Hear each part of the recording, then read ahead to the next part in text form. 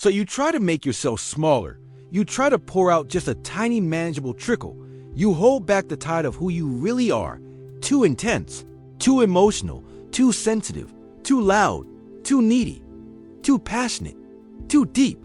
Terrified that your waves might overwhelm them, crack them, or cause them to pull away entirely. You become a human dimmer switch, always turning down your own light so as not to blind others. You feel a surge of excitement, and you immediately dampen it. You feel a wave of sadness, and you immediately apologize for it. You have a passionate opinion, and you soften it. With qualifiers, you live your life with an invisible hand over your own mouth. And you've done it for so long, you might not even realize you're the one holding it there. And the effort of holding it all back, of pretending to be a gentle spring when you are a boundless sea, is the most exhausting and lonely feeling in the world. This is for you. This is for the one who has been told in 1,000 different ways that you are too much. This feeling, this belief that you are fundamentally an incorrect amount for other people, is a heavy burden to carry. It turns you into a constant editor of your own soul. Let's be clear about something. You were not born feeling this way.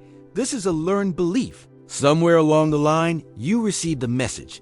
It may have been in childhood, from a caregiver who was overwhelmed by your life force, who didn't have the capacity to meet your emotional needs, a child's vibrant energy, their big feelings, their endless questions. These are normal. But if they are met with frustration, dismissal, or silence, the child learns a devastating lesson. In a society that often values quiet compliance over passionate expression, the person who feels deeply is treated like an anomaly. They are the overreactor, the drama queen, the one who needs to chill out. The core of who I am is a burden. They learn that their authentic self is not welcome, that their needs are an inconvenience, and so the great performance of shrinking begins. What if the things you believe are your greatest flaws are, in fact, your greatest gifts just misunderstood? Or perhaps the message came later, from friends, partners, or a culture that praises the cool, the detached, the ironic, a world that is often uncomfortable with raw, honest, unfiltered emotion.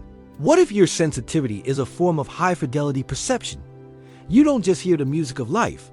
You feel the vibration of every single note in your bones. You feel joy with intensity that can light up a room. You feel sorrow with a depth that honors the truth of loss. You feel empathy so profoundly that the pain and happiness of others become your own. This isn't a malfunction. This is a superpower. In a world that is increasingly numb, your ability to feel truly and deeply is a radical act of being alive. You are not a broken radio. You are a finely tuned instrument. After hearing this enough times, you start to believe it. You internalize the idea that there is something wrong with the very core of your being. But I want to offer you a different story today, a story that is truer. You've been told you are too emotional or too sensitive. What if you are, in fact, just deeply connected to the human experience? You've been told you are too intense or too passionate. What if you are simply full of life? What if that intensity is the engine of your creativity, your loyalty, your ability to love fiercely and fight for what you believe in? You don't do things by halves. When you are in, you are all in. Your love is not a flickering candle. It is a bonfire. Your curiosity is not a passing interest. It is a deep-sea exploration. People who are afraid of fire will call you too intense. People who are afraid of the deep will call you too much. But that intensity is your life force. It is the very thing that allows you to create, to connect, to make a difference. To truly live instead of just existing, do not let a world that is comfortable with lukewarm convince you that your fire is a flaw. You've been told you are too needy. This one is particularly painful because it strikes at the heart of our need to belong. What if your neediness is actually a healthy, honest expression of your deep wiring for connection? Humans are not meant to be islands. We need reassurance. We need to feel safe. We need to know we are loved and that we won't be abandoned. When you offer your depth to a teacup, they will feel overwhelmed. They will feel threatened. They will not know what to do with your waves. With your salt, with your sheer scale, and their reaction, their discomfort, their criticism, their withdrawal is not a reflection of your worth. It is a reflection of their capacity. Let me repeat that.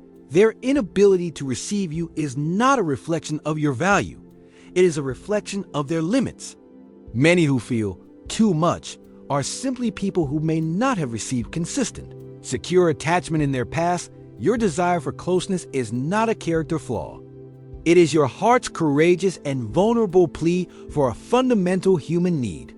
You are needy. You are longing for a healthy connection that everyone deserves. You are brave enough to show your need for love in a world that often pretends it doesn't need it at all.